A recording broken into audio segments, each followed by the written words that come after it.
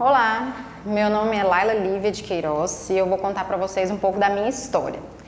Eu sou goiana, nascida em Goiânia, criada sempre aqui e fui criada pela minha mãe e pela minha irmã, basicamente. Meu pai faleceu, eu ainda era criança e minha mãe foi quem foi responsável pela criação minha e da minha irmã. Minha mãe é pedagoga, minha irmã é professora de música e eu cresci num lar então de bastante professores.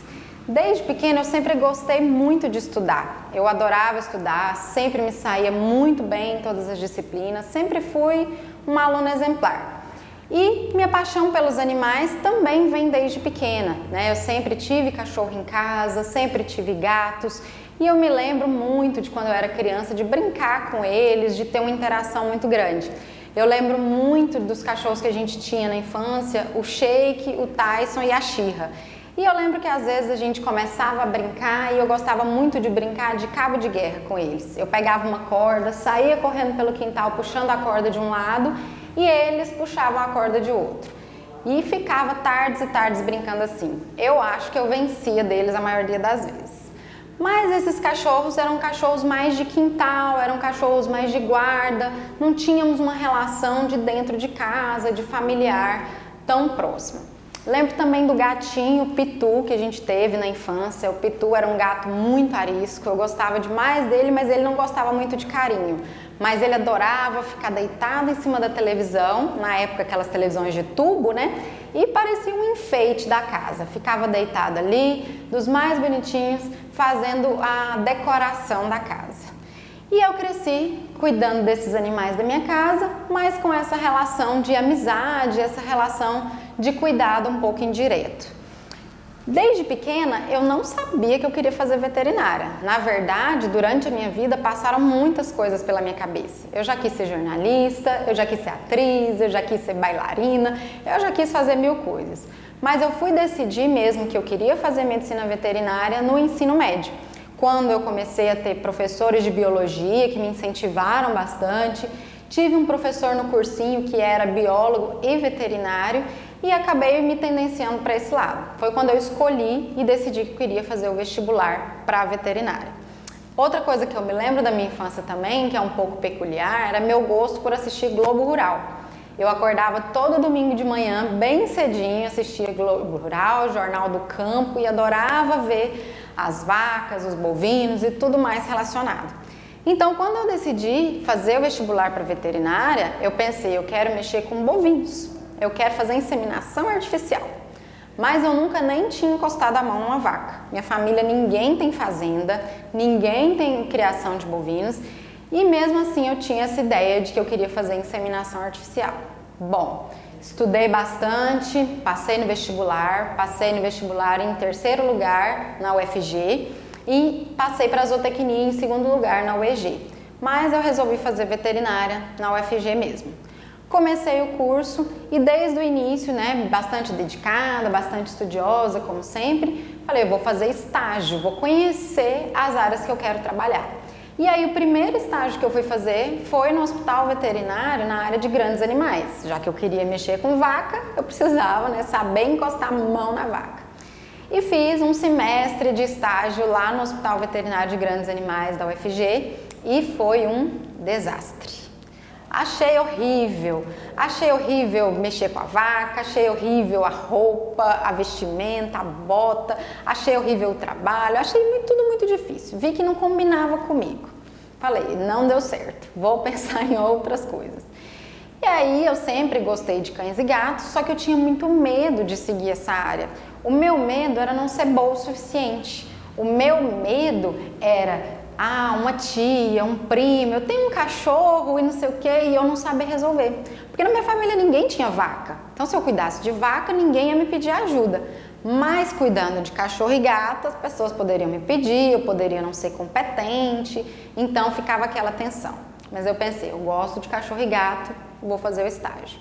E aí comecei meu segundo estágio na graduação com clínica de pequenos animais. Foi onde eu comecei a me encontrar, foi onde eu comecei a ver que eu realmente gostava daquilo e me senti em casa naquela situação. Então, desde então, eu fiz estágio sempre em clínica de pequenos animais. E aí na universidade eu descobri que tinham vários programas de bolsa, né? Bolsa de iniciação científica, que você recebe um valor mensal para fazer uma pesquisa. E eu pensei, eu preciso dar um jeito, né? Eu nunca passei dificuldade na infância, graças a Deus, minha família nunca me deixou faltar nada, mas eu nunca tinha as coisas que eu queria, né? As coisas eram bem regradas. Então, se eu queria uma roupa de marca, não tinha. Se eu queria uma bota que estava na moda, um tênis que estava na moda, minha mãe não podia me dar. Eu sempre tinha o similar, o segunda linha, ou depois que saía de moda. E eu sempre fui muito ambiciosa, sempre quis muito ter as coisas. Então eu falei, um jeito de eu começar a ter um dinheirinho é indo atrás de uma bolsa que a faculdade poderá me ajudar. E aí comecei a sondar alguns professores, né? E na época fui atrás de uma professora que eu já admirava muito, muito inteligente na área de patologia. Só que ela era a professora que os alunos menos gostavam. Então eu pensei, é ela mesmo que eu vou, porque ela vai ter vaga para bolsa. E aí conversei com ela e tinha vaga para bolsa. Foi quando eu fiquei rica pela primeira vez. Eu adoro falar isso, que eu fiquei rica pela primeira vez, porque eu saí de R$0 por mês, porque minha mãe não me dava mesada, eu não tinha nada, e comecei a ganhar R$360. Então eu fiquei maravilhada com aquilo. Comecei a comprar minhas blusinhas, comecei a comprar meus tênis, minha bota, com esse valor da bolsa. E, em claro, fazendo pesquisa, melhorando meu currículo, né, e tudo mais. Fiz essa iniciação científica na patologia, no ano seguinte fiz uma iniciação científica na área de clínica e cirurgia. Foi quando eu pensei, eu preciso fazer outros estágios, eu preciso sair da faculdade. E aí fui numa clínica próxima à minha casa, né, na cara e na coragem, não conhecia ninguém, e pedi o estágio para o dono da clínica.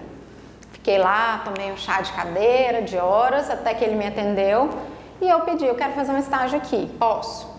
Aí ele ficou meio assim, tal, inventando desculpas, falou assim, você já cursou a disciplina de clínica?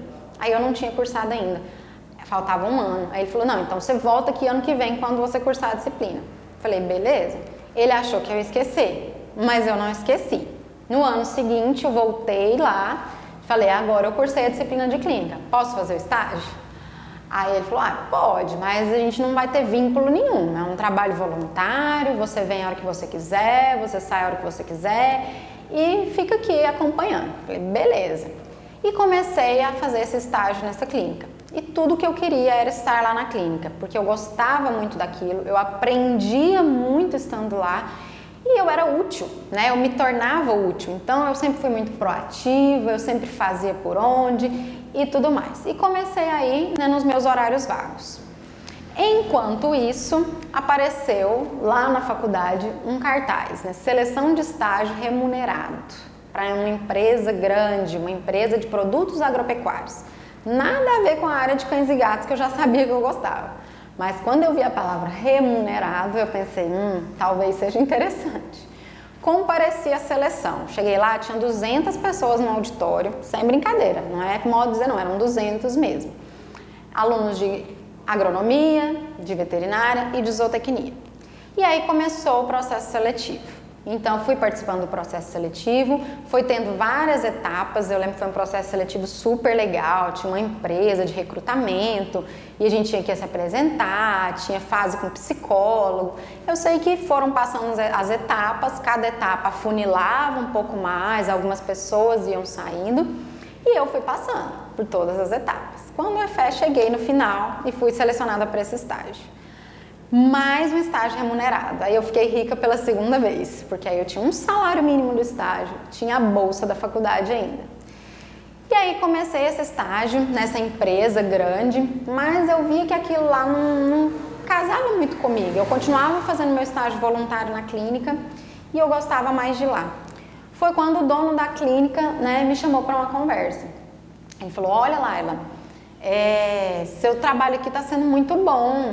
Só que eu vejo que você vem um dia, às vezes você não vem, que era voluntário, né? Então, quando eu tinha prova, quando eu tinha alguma coisa, sei lá, mais interessante para fazer, eu não ia.